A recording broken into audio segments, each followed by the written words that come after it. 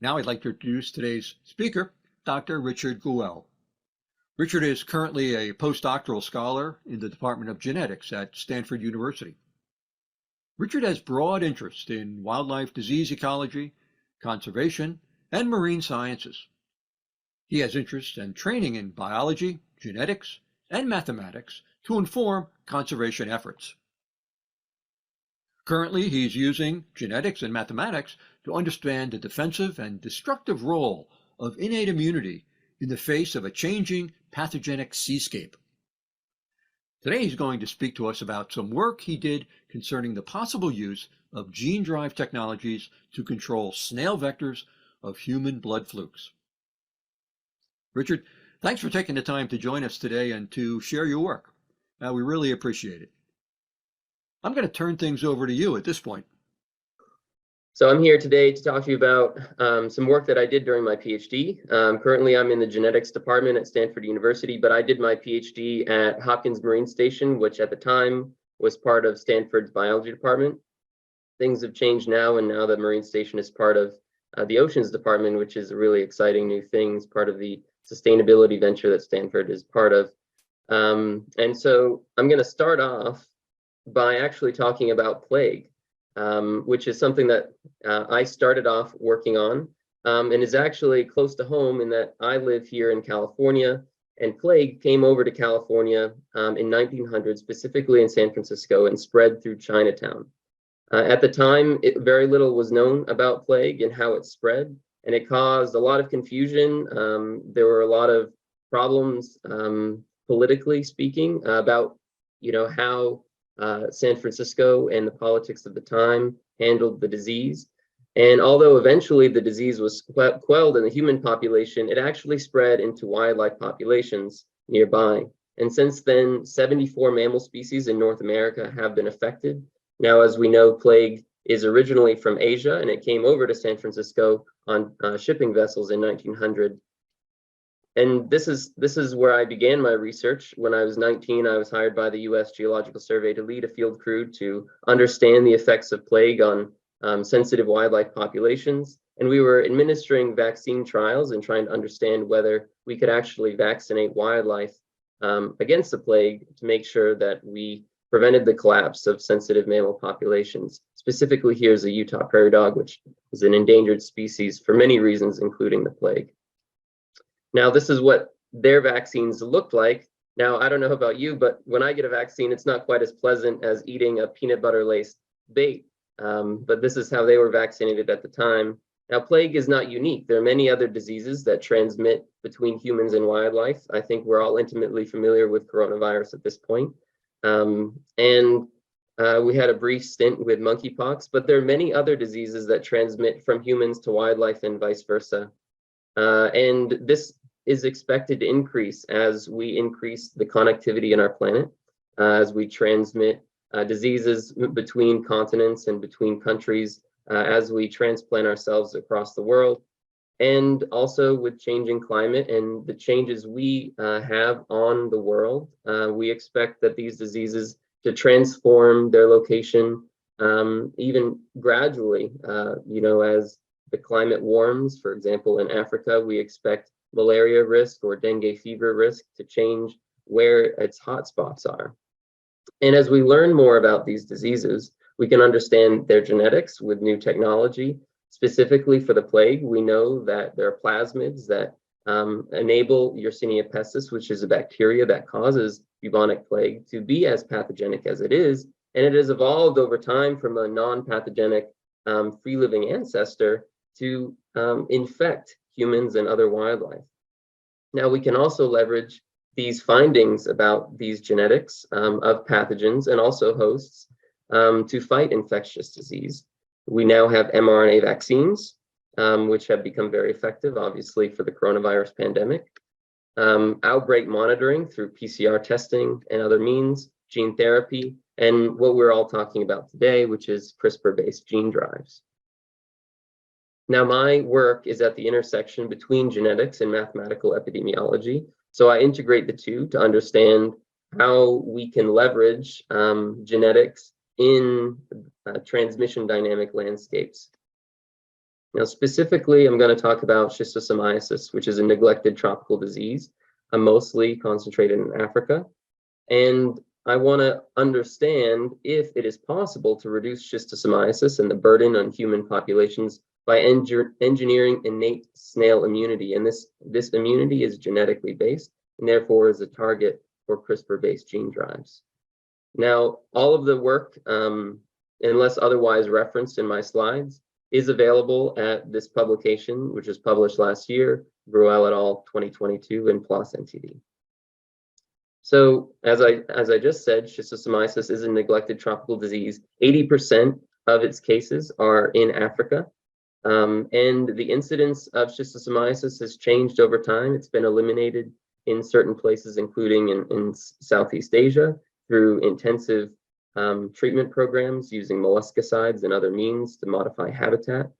But these means are not often available in all places, and that's why it's been particularly difficult to reduce the burden of schistosomiasis in Africa. Now, in Africa, there are over 160 million cases. It's second only to malaria in its economic and its health impact as a neglected tropical disease, and it's transmitted via snail hosts in water bodies. So fresh water bodies, it can be as simple as a pond or an irrigation ditch.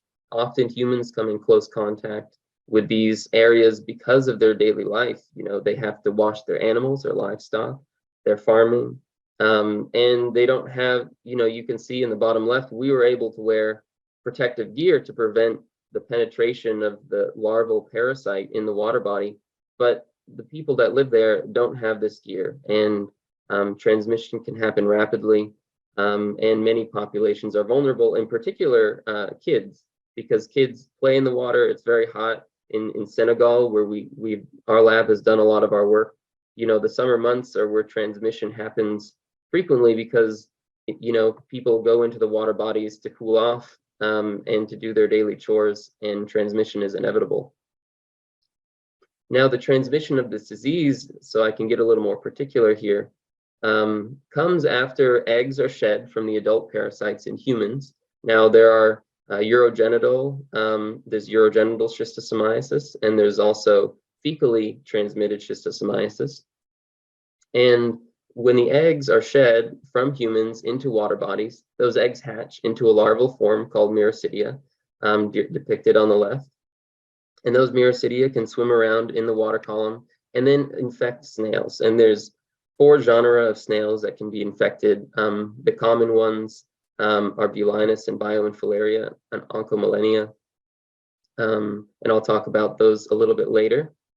So these snails, they're infected. And then there's an asexual reproduction stage where essentially what's called a sporocyst reproduces and creates a bunch of cercari, which is another larval form of the parasite that is then shed from the snail. Many thousands of these can be shed, sometimes even in a single day. And these cercari float around in the water column. They can actually actively swim, and they can penetrate human skin. So when humans come in contact with the water, these cercaria can then infect humans and then develop again into adult worms. Now, treatment often has, over the past few decades, has involved treating humans. So to reduce the burden of the disease, it makes sense to treat humans. It is effective.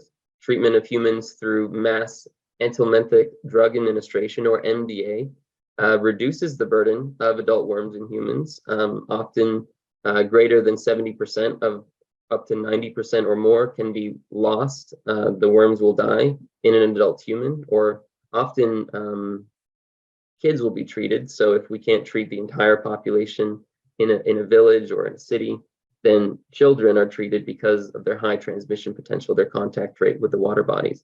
And so this is very effective at reducing the burden of the disease temporarily, but because we're not also treating the snails, coincidentally, the disease is not eradicated in the area. And we see data from this time and time again, where after mass drug administration occurs, particularly after rainy seasons, humans go in and get exposed to the snails when they come in contact with water bodies, and then they become reinfected. And sometimes even within a single year, infection rates can rise to similar levels before treatment.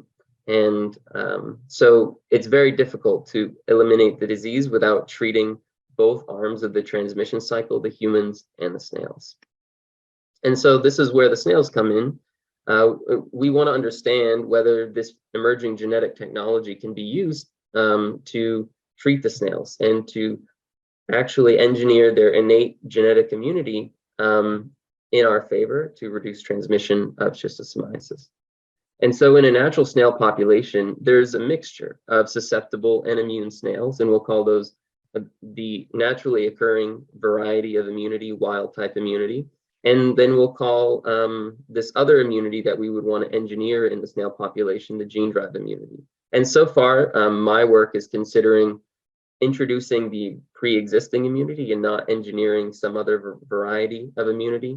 So it would take on very similar characteristics, but with gene drive, we would expect that the frequency could be increased through generation. So after we introduce gene drive immunity in red, over time, we expect that through the inheritance, because gene drive is able to spread immunity faster than normal immunity spreads through Mendelian inheritance, we would increase the frequency of gene drive-based immunity over time, and therefore also the frequency of immunity in general in the population. And as we all know, gene drive works in the case of CRISPR-Cas9 to quicken the pace of inheritance through gene conversion. And so we have homologous recombination after the guide RNA enables the CRISPR nuclease to translocate cargo to a neighboring chromosome. And so we're able to have 2 copies instead of 1 copy in a given generation at hopefully high fidelity. And we'll talk about some of the variations that could occur there. And non-homologous end joining in the bottom is one of the things that can cause resistance to this process, by which future gene drive occurrences, translocation of this cargo is not able to occur because we create resistant mutants. And so this is generally what this process could look like in these snail populations. However, there's one important characteristic of these snails that make it very difficult, potentially challenging for gene drive-based immunity to spread through a population, and that is that many species of these snails can self-fertilize. And self-fertilization does not allow the pairing of these any gene drive-based immunity with naturally occurring alleles, and therefore gene drive would not be able to spread. You need sexual reproduction to occur, or outcrossing, as is depicted there. And so in the modeling efforts, we consider these difficulties and see the different possibilities and outcomes under different conditions of self-fertilization. So we integrate this genetic model, which incorporates a mixed mating structure in this transmission cycle, which I've introduced earlier. And we see, so this genetic model is novel. It incorporates population growth, different population constraints, many different genetic parameters. And then it's all, when it's integrated into like a traditional epidemiological framework, we can also understand how the epidemiological conditions would influence the genetic conditions and vice versa. So we calibrate the model by understanding how the model would perform against existing data. And so this data is from a paper in 2015 by Tennyson et al. And the model performs really well compared to what we would expect from challenge experiments. So these experiments were done on Bioinfilaria glabrata snails, where Miracidia were introduced to these snails in different samples, either 10 or 30 Miracidia, top and bottom panels there.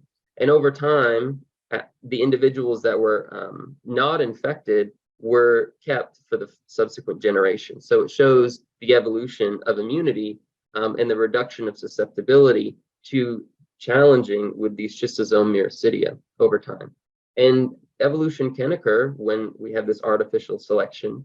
And our model reproduces these results, and the model configuration that we ended up using included just one locus, which has also been verified by previous results showing that immunity is often located on a single joint locus, probably gene cluster. And so we felt confident to move forward with our modeling based on these results. So this is self-fertilization. We see that at high self-fertilization rates, at 80% self-fertilization, gene drive does not succeed. That's purple. So you see that when gene drive is introduced at 1% frequency, it goes down to 0% frequency very quickly. And over the course of the 10-year evaluation period, which we considered, gene drive did not succeed. It went to 0%. In contrast, at a lower self-fertilization frequency at 20%, you see that gene drive goes to fixation over the course of about 7 years. Now, this is encouraging in that, at low self-fertilization, we still see success, but we don't understand from this figure exactly where that critical threshold is, where success is imminent versus when it's doomed to failure. And so we examined across the whole range of self-fertilization rates and mapped the different species and their known range of self-fertilization rates onto this graph.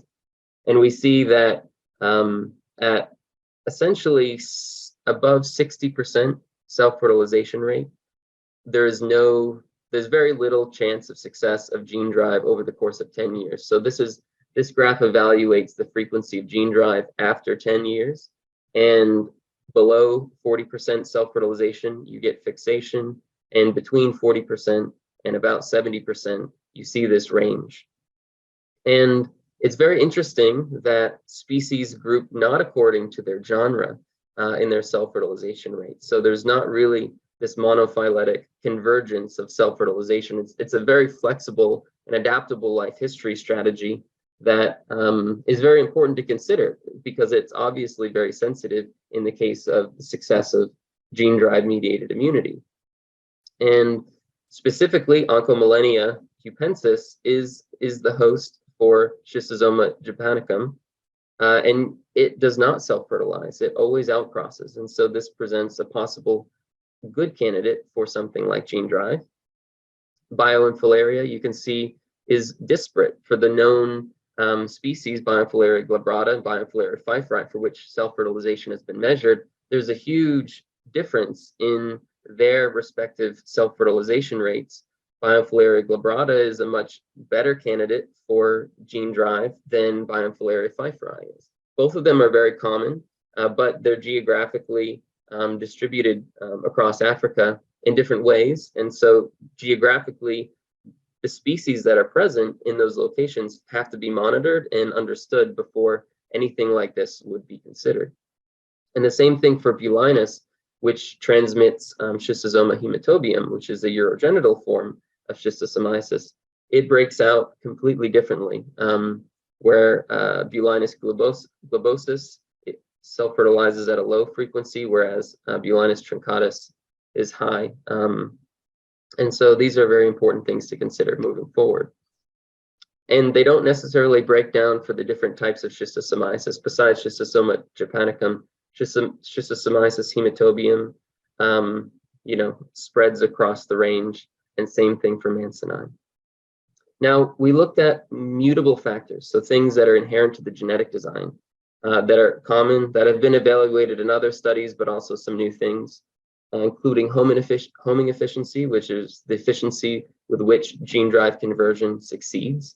And you see that there's sensitivity there. So essentially, in these conditions, schistosomiasis transmission conditions, as well as the genetic conditions which we've modeled for this type of immunity, we see that above 50% homing efficiency is essentially necessary to get gene drive to work successfully. Now, the vertical dotted lines are the parameters that we used in future modeling, not just these sensitivity analyses. So you can see where our default parameters are. The cost of the payload per allele.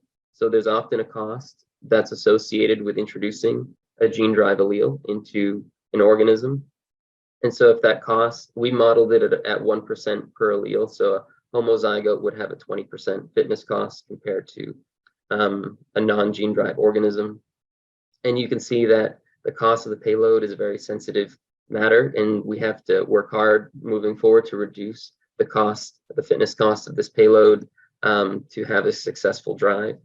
Resistance production rate, which has to do both with mutation rate in the locus where the guide RNA is targeting, and also non-homologous end joining events that produce resistance. This is also a very sensitive thing and something that has to be considered moving forward. And something that's a little bit less sensitive is the number of releases. So if we release all of the gene drive organisms at once versus if we spread that over time, all the way to 10% over 10 years, that's not as important as optimizing the genetic design. And so I just wanted to hone in quickly on the cost of the payload and show that essentially over 30%, once you hit about 30% cost per allele, you're doomed to failure. And so this is a particularly strong one that has to be optimized when designing the construct. Now, the less mutable factors, the things we have less control over, which are environmental and epidemiological forces. These are a little bit less sensitive than the genetic factors overall. For example, the seed gene drive frequency, so which mostly has to do with the population size, for example, the snail population, and how many snails you can engineer to introduce to this population. It's sensitive to a point, but once you hit a very low frequency, it's less sensitive. So you can see the dotted line is at about 1%, which is where we did our default analyses. And in that range, it's not very sensitive. Gene drive is able to overtake pretty quickly under these conditions. Now, the epidemiological forces, like the probability of infection in a given generation, we modeled it at 15%, which aligns well with the existing literature. But this is a less sensitive thing after about 15%. Gene flow is a very sensitive thing, which indicates that isolated water bodies are better targets than river systems or places where gene flow is predominant, and those gene drive alleles can escape the population of interest. And then the frequency of susceptibility to infection is something that is inherent to the population, but could compete with gene drive alleles and is a little bit less sensitive. You can see here that this is where we're modeling our epidemiological forces, and between no infection and about 15% infection rate in a given generation is where we see some sensitivity, and we'll talk about that a little bit going forward. Overall, the most important factors influencing the success of a drive can be fine-tuned because they're mostly genetic in nature, and this presents opportunities for future genetic development and optimization. So given those conditions, under those default parameters, we can model what we would expect gene drive to look like in an endemic scenario. And we see that gene drive becomes the dominant genotype within about 8 years. So it operates slowly, more slowly than mass drug administration, which can be effective almost instantaneously. But there are some benefits that I'll talk about soon. Now, coincidentally, when gene drive is used with MDA at the same time, we can kind of compare the range that we would expect. MDA alone, you see that there's a quick reduction, but then you see these rebounds in gray over time that's sustained. And in fact, in the end, there ends up being an increase of infection or mean worm burden in the human population over time, and reduction is achieved, but elimination is not possible. Gene drive alone operates really slowly because you're not directly targeting the worms in the humans themselves. You're basically decreasing transmission to the humans indirectly, so it evolves over time. But when used at the same time, gene drive plus mass drug administration, you get the combined effects of both. You get rapid elimination, and then you get sustained reduction over time. And gene drive performs best on a very long time scale. And this is conditional on there not being significant evolution of resistance to the gene drive, which is certainly a major concern and something we've modeled in the supplement the paper. But we see that gene drive over time is the only thing that can cause persistent elimination. So there isn't this recovery effect that we see with mass drug administration. Whenever, after about 10 years, we take away treatment, we take away, we're not administering gene drive, new organisms, and we're not doing MDA, we see that MDA, the mean worm burden rebounds to greater than the initial mean worm burden, whereas gene drive has staying power. So in the long term, we do expect that gene drive to be very useful in this particular context. Now, there are many other forces, including environmental forces, that are important to consider, because these snail populations often exist in environments that have wet and dry seasons. And so their population sizes vary throughout the year and across years. In particular, in Senegal, where we've done a lot of our research, you get big changes in the snail populations outside of the river system in some of the agricultural lands, in particular, Burkina Faso nearby. Also, most of these snails live in small water bodies which dry out and the snails estivate, and a lot of those individuals die in intervening years. And so there's a loss of the snail population and a loss of infection. But in fact, in low seasonality areas, we expect that gene drive is favored. And this is mostly due to the fact that we're not going to lose a lot of those gene drive individuals between seasons. So overall, kind of summing everything up, can targeting snails with gene drive mediated immunity reduce schistosomiasis? Yes, but with lots of caveats. So gene drive success will be species dependent. As we talked about earlier, it breaks down more by species and not by genus for the particular snail hosts, and not necessarily by schistosome type, with the exception of Schistosoma japonicum, which is a likely target for success. And then it works best in high transmission sites, isolated water bodies where there's low gene flow and high infection. So we expect that gene drive is going to be favored in those high transmission contexts. Good genetic design is most important.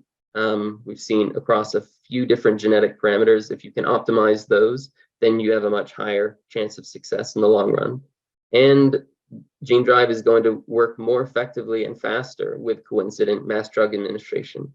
And I think this is a good note, because mass drug administration is used so prevalently today that these are not necessarily competing treatments. And because mass drug administration is a cheap avenue for temporary reduction of schistosomiasis, it's very likely that these things will be used together in the future if gene drive moves forward.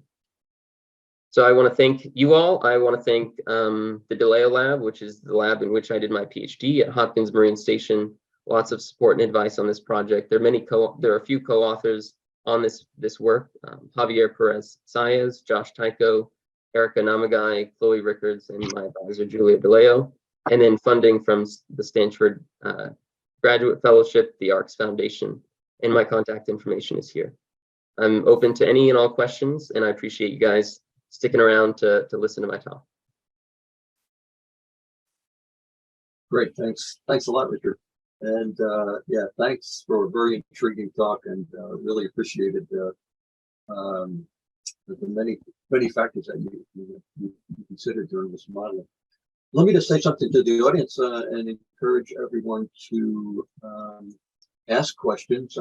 There are two ways you can do that. I've mentioned in my introductory remarks that you can do that by chatting your questions in, and you can certainly do that. We also have the option of unmuting you if you would like to ask your question orally. And to do that, what you'll need to do is to raise your hand, and we will try to recognize you and unmute your microphone. But in any case, I encourage you to ask any and all questions for Richard to help flesh out anything that's was less than clear to you, or to extend what he said, and so on and so forth. So I'm going to start really with just There's a lot of things I'd like to know about in terms of how you're envisioning sort of implementing this, but maybe we'll get to that as we move forward. But just from one of the things that you said, the gene flow influence that you showed, I guess I was a little bit less than clear on what you mean by that, and what would you attribute that decline in spread from gene flow? So It's a very good question. Yeah, it's a good question. So gene flow is the bidirectional movement of genes between the population of interest and any external population. So in this context, we would expect that we would have a population of interest, like a contact area where humans are coming in contact with the water. And there's, a population of snails there that are transmitting the disease that humans could feasibly come in contact with, or at least the cercari that are emerging from those snails. And so really that population is the one that we're interested in treating. We're not necessarily interested in treating every snail in the river if they have no influence on the transmission of this disease. And so what happens is, as in this case, the snail population of interest becomes more connected with any external population, maybe because the river has no barriers, right? The snail population near the shore moves through the river back and forth with the snail populations in the middle of the river, which are not coming in contact with humans. And so if you were to edit and introduce an engineered variety at the shoreline, which would be helpful, but that individual escapes to the middle of the river, then you've lost your gene drive, some sample of your gene drive immunity that would be helpful in reducing infection. And so if that makes sense, that is the big reason that gene flow is important, because you would see escape of your engineered varieties from the population, and therefore you wouldn't see any reduction from that in the transmission of schistosomiasis. Think about sort of essentially a dilution of that, of immigrants. Yeah, exactly.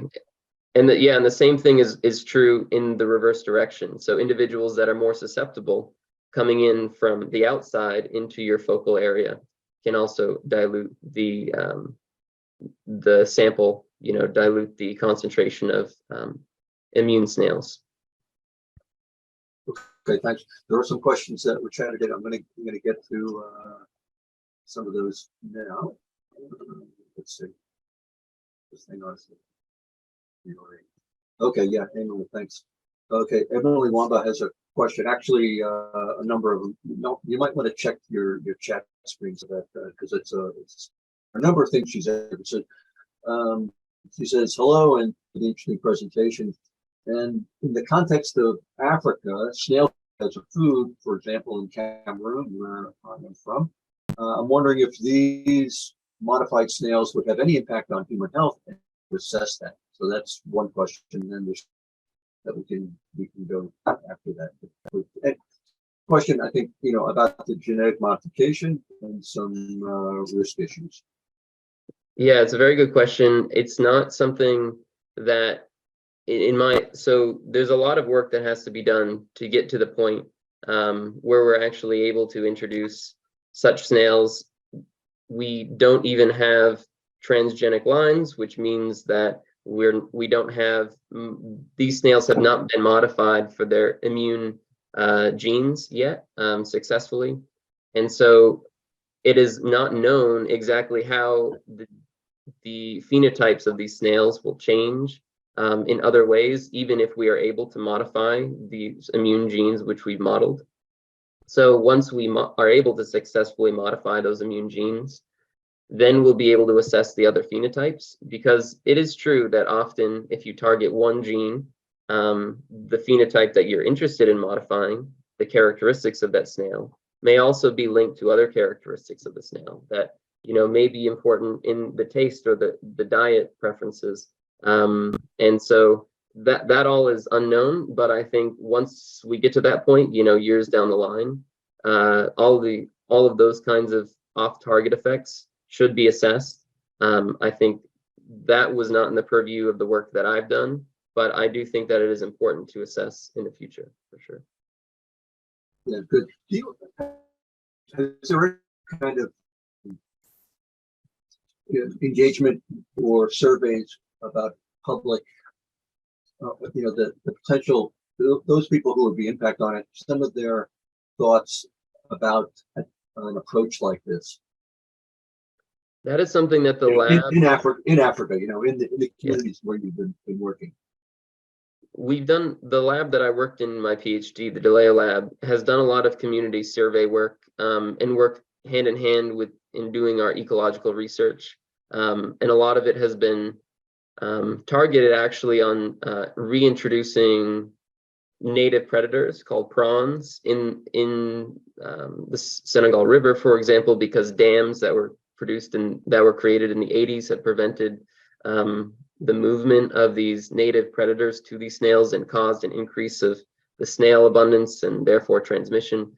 So there's been a lot of engagement on that front in terms of restoring the natural ecology of the system to reduce schistosomiasis. There has not been engagement yet on genetic engineering of the snails. For us, it's a very new topic, and there's still a lot of uncertainty about exactly what these snails will look like, the genes that will be successful. But I do think it's something that in the future, at our sites, both in Africa, we also have sites in Brazil, it will be very important to conduct these surveys to see if it ends up being a choice of interest. Yes, something that could be a viable solution. So those surveys have not been conducted yet, but we have all the partners available to do surveys similar to the ones that we've done for other types of treatment. Great. Oh, right. Jasmine, I'm gonna ask you to unmute Ximing Zhang, who has their hand up, and Ximing, you have your hand up, and if you want to ask your question, you need to unmute and go ahead and do that.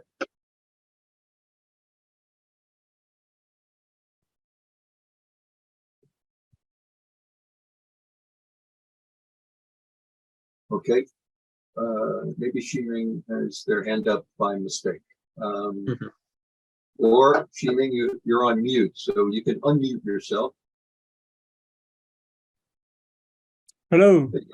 Can you Very hear good. me? Yes, we can. Yes, we can hear you. Very good. Yeah. Yeah. Yes. It's this presentation is very interesting. So as you know, the CRISPR-based gene editing actually is in the universal mechanism working for all animals or plants organisms.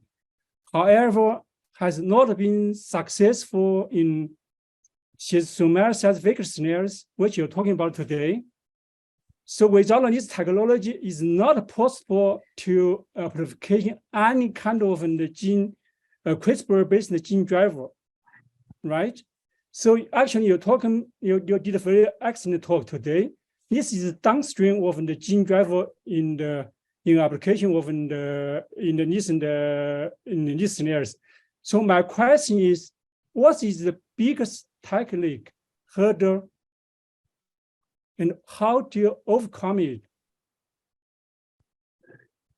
Yeah, well, that's a very good question. I think, my work so far hasn't been focused on developing the, genetic technology around introducing the CRISPR constructs in these snails.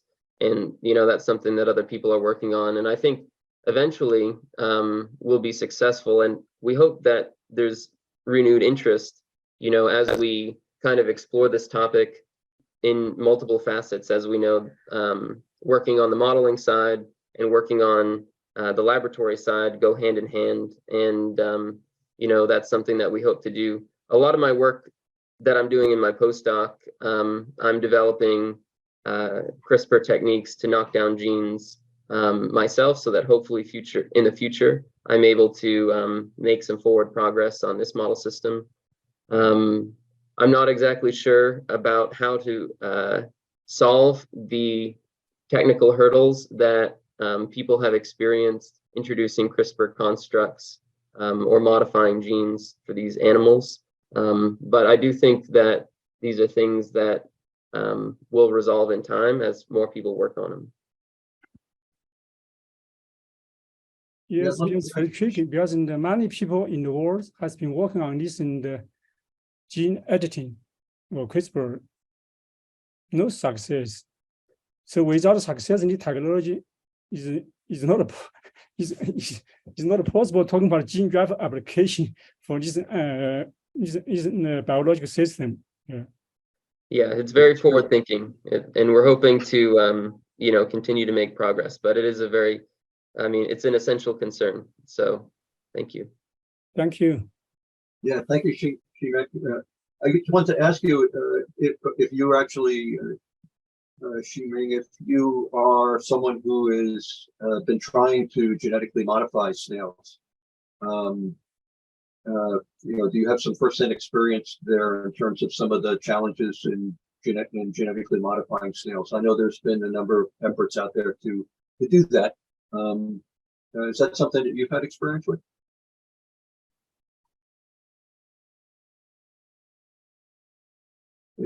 And you might want to unmute yourself if you're willing to answer my question.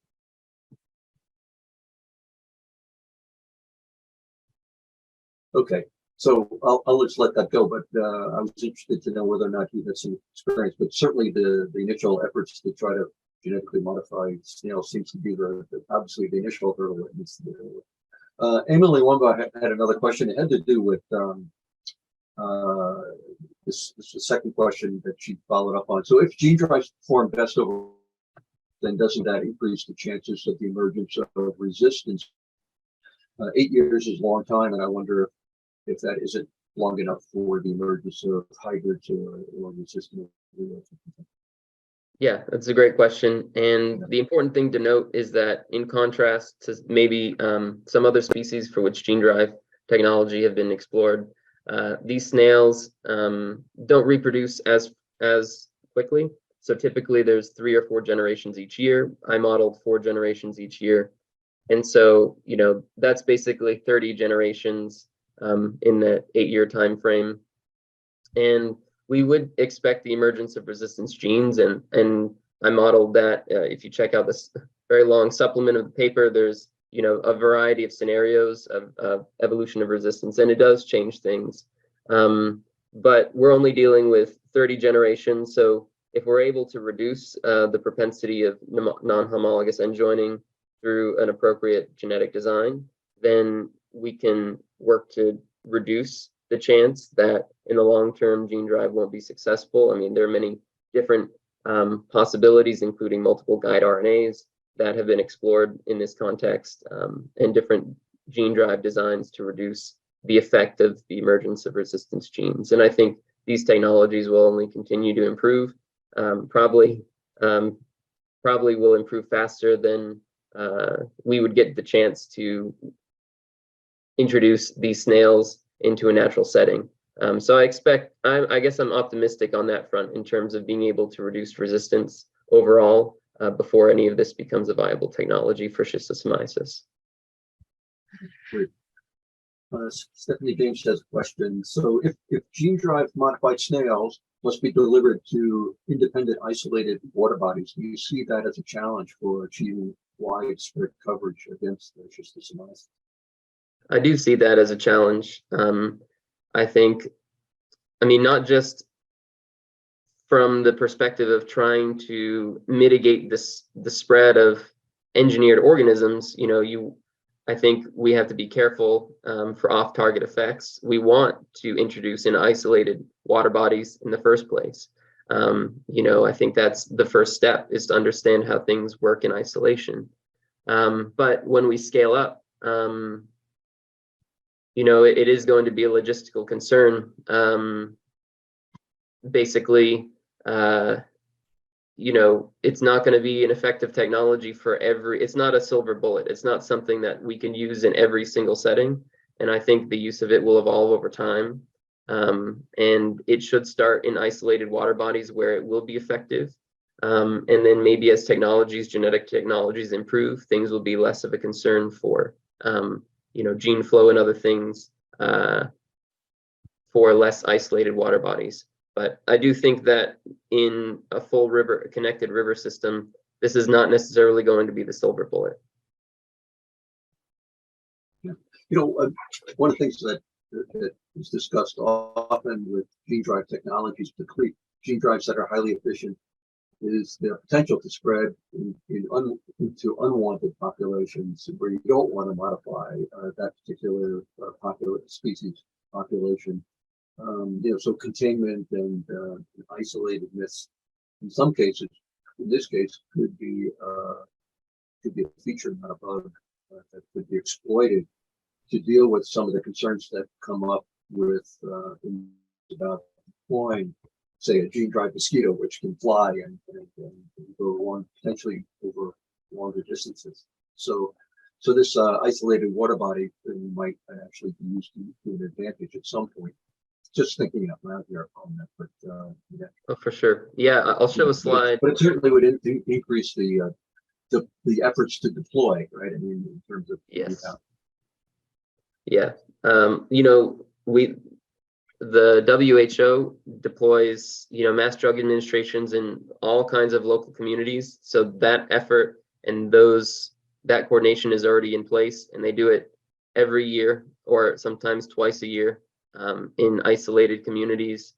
So logistically, you know, I don't think that concern is going to be as large, especially since gene drive won't have to be introduced as many times. You introduce it once at high enough frequency, and then it should stay. It should be monitored, of course, but it doesn't have to be renewed every 6 months or every year like mass drug administration. So at least that's one positive too. I did want to bring up this extra slide here, which models one of the proposed methods to kind of reduce the off-target spread of gene drive organisms, and in this case, obviously, the snail hosts, which is this daisy chain effect, where essentially you have multiple gene drive loci and you have to have multiple of them present at a time to be all inherited together for there to be an effect of the gene drive. Unfortunately, it works too effectively in the case of this model system, so that essentially you see the degradation of gene drive too quickly. It never reaches above 2% efficiency, even when you use lots of loci, up to 5 loci. So a technology like that may not be very effective. It will be effective at reducing off-target effects, but won't be very effective at achieving reduction of schistosomiasis. So all of these, as these types of technologies emerge, we'll have to do more modeling efforts to understand how some of these strategies will work, because it's a pretty complex picture. I'm going to go to another chatted question in here from, I'll probably mispronounce, I'm sure I'll mispronounce the first name, but Seely Pang. So are there known targets for the gene drive, and what is the rate of homing in snails? So we don't know the rate of homing in snails. We're still working on that, but there are potential targets, and those are the targets that I've modeled. There's a couple different genes or a couple different loci that are essentially transmembrane proteins that are involved in immune recognition, and these have been identified through GWAS and then experimental studies, you know, through challenge experiments and RNA sequencing to understand, you know, that these genes are essential for immunity and the reduction of susceptibility to snails, to the particular strains of schistosomes that they use in the laboratory. Now, there's been other work to show that variations in those genes in different alleles can confer resistance in different ways to different strains of schistosomes. And so there's kind of this genetic compatibility that's also an important thing that I didn't get into today. But as we figure out more about the action of these genes, and once we can knock them down and expose them to different strains of schistosomes, then we'll be able to get a better picture of how feasible, you know, all of this modeling really will be. You know, I think those are just next steps that have to be done, but as we've talked about, there are some limitations and people are working on it. let me just encourage everybody to that are still with us to feel free to ask questions. Again, you can either raise your hand if you'd like to ask a question orally or chat it in. So thanks everybody for the questions that you've been asking so far, and feel free to continue. We certainly have time. So I think this next question from Jenny Campbell, you partially answered or addressed part of the question. It says, is there anything known about the genetic loci that confer natural resistance? Would engineering this locus, and this is a question, I think part of the question that I don't think you've covered yet, would engineering this locus make the snails overall fitter? And would this have a knock-on effect to the propagation of resistance? Yeah, that's a very good question. We do know some things about it that were additionally verified with our modeling, including that the locus is probably dominant, so it's inherited in an autosomal dominant way. It does have a fitness cost, so the reason that it's not at fixation in the natural population is that in the absence of schistosomiasis, then it's disadvantageous to maintain this immunity. And that is actually a cost it's a fecundity cost, essentially, that immune individuals produce fewer viable offspring. And so, yeah, there is a fitness cost to maintaining this natural resistance or immunity. And those were all incorporated to the modeling. It was pretty complex to put it all together, but you know, and that's why the natural presence of schistosomiasis in the human community does have some effect on the rate at which gene drive would establish in the population, because there's this balancing effect where when there's low schistosomiasis, gene drive is less favored, and natural resistance is less favored as well. Yeah, when you showed your how at what frequency you'd ultimately end up with your drive, it was less than 100%. And I was just wondering, is there a threshold above which that you absolutely need to attain in order to get an epi effect? And I guess this is my ignorance of the whole system, but do you need to eliminate all of the parasites in the water, or is there a threshold below which that you can, is there a threshold level that you can aim for that is an absolute elimination of a parasite that would also have a significant epi effect?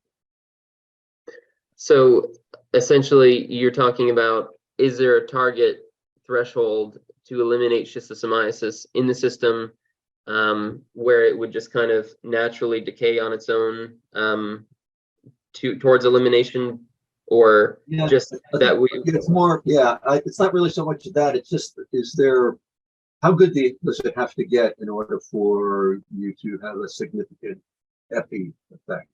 Do you have to eliminate all the snails have to be resistant in order to get the levels of, I see, or whatever they were called, those waterborne, the waterborne phase of the parasites down to zero, or is there a level below which the probability of infection is low enough that the epi effect would be really significantly high? Yeah, there is a threshold, but it varies depending on lots of parameters. But in general, I would say that once you get above 80% immunity or reduction in susceptibility, then you essentially are moving towards elimination. So you don't have to achieve 100% to get the effects that you would intend, but it will take a while if you just. It will take longer if you are at 80% versus 100%. It'll just kind of slowly decay the burden in the human population. You could accelerate that by introducing mass drug administration, obviously, to eliminate the worm burden in humans at the same time. And then there would be less renewal of the population. So, yeah, okay. There's a question here from Mohammed Habib. I think, Mohammed, the discussion that we've had so far has largely addressed your questions, but I'm just going to say it out loud, this question out loud anyway, just to make sure. So thanks for an interesting presentation. but we still need to know which gene is most important for conferring schistosomiasis resistance in snails. And I think we've covered a little bit of that here in terms of the natural immunity. Also, how can we efficiently use CRISPR to produce GM immune snails? And we pretty much covered that as well in terms of this is still a technological hurdle that is yet to be overcome. Yeah, I think these are things that people are still working on. Hopefully, some of these technical hurdles will be overcome in the near future. I'd like to contribute to that. And there are probably more genes than just these transmembrane proteins. I mean, immunity is a very complex thing. Even innate immunity, which is, these snails have, which is more simple than our immunity. It's going to be regulated by multiple genes. And so the two main ones that we've identified, which are these transmembrane proteins, are not the full picture, but they are at least part of the picture. And I think as we explore and find more targets, they will be possible candidates for gene drive in the future. And I suppose there's always this option of thinking about heterologous genes that you actually bring in that have some anti-parasitic effects, which is an option that's being used for some of the mosquito work for sure. So, Dorrington Ogoye, Dr. Ogoye has a question that with the limitation of self-fertilization, would vector modification to reduce vectorial capacity be a better approach rather than population suppression? Yeah, so yeah. Yeah, I mean, so this, I guess we are modifying the population, not necessarily suppressing the population in this variety that I've described in the modeling. But there are essentially alternative means. You could work on suppressing the population. In this case, we're, I guess, indirectly reducing vectorial capacity by changing their immunity. There are going to be other genes that regulate the efficiency of reproduction of these schistosomes in their host, which is, a possible additional target. So there are many ways this can be explored, and I suspect it will evolve over time. Immunity is just one of the, modifying immunity is just one of the possible ways in which the snail population could be targeted. I think, sterilization or other suppression techniques may not be as effective here, right? Because of self-fertilization, you can't necessarily target one sex. But things to be considered, and we haven't really explored the range of possibilities. So so I guess you at some point you were thinking about, well, should the strategy be a modification strategy or a suppression strategy that might have the biggest impact, and you went with modification. So I guess, so was that a distinct choice that you made in the beginning in terms of thinking about it, or that this was more likely to have an epidemiological effect as for a more practical approach than, for whatever reason, why did you pick modification? I think there's more understood about the genetics of immunity and resistance to infection that has been explored. Lots of other things we just know very little about, and so this was the first practical target, and that we could model and actually feel confident that we could replicate experimental results. And so this is what we went for. But certainly there are other approaches. That was the logic for why we chose what we did. Yeah, sounds good. Okay, I'm not seeing any more new questions. Let me just encourage everybody to get a question in before we wrap up. If we don't have any more questions, we'll let Richard go. But seems like there's some more questions to be asked. The questions are great, so I appreciate all of the good questions, and I hope my answers, when possible, were satisfactory and thorough enough for you all. Yeah, I mean, from my perspective, I learned a lot.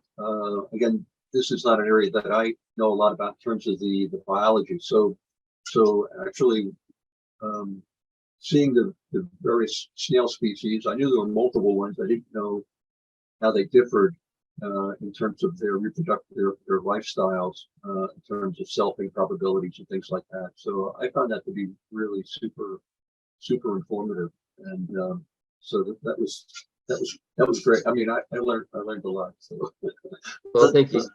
Doesn't take much. Well, I'm glad. Thank you.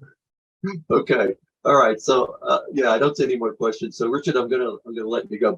But before I do, I'm gonna share and make an announcement. Hopefully everybody can see my slide. And so yeah, first of all, Richard, thanks a lot for for being with us today. It was really interesting and really thought-provoking. Really. My pleasure. So really appreciate it. So our webinar series this series will continue. We'll continue next week. We won't meet again for this particular webinar series until March 15th. March 15th, we have a speaker, Lior Weinberger from UC San Francisco, who's going to be talking about something which is very interesting. It sort of fits within the context of gene drive, although and he certainly talks about it as gene drive, but it really fits into more the category of transmissible vaccines and things like that. So, but he's doing some very interesting work with HIV, and it'll be a super interesting presentation that I'm sure will elicit lots of interest and questions. So I hope that you'll be able to join us on March 15th. And thank you for joining us today. I really appreciate it. Thank you, everybody who asked questions. I appreciate your participation. So with that, I'll thank Richard again and say that have a good day, everyone.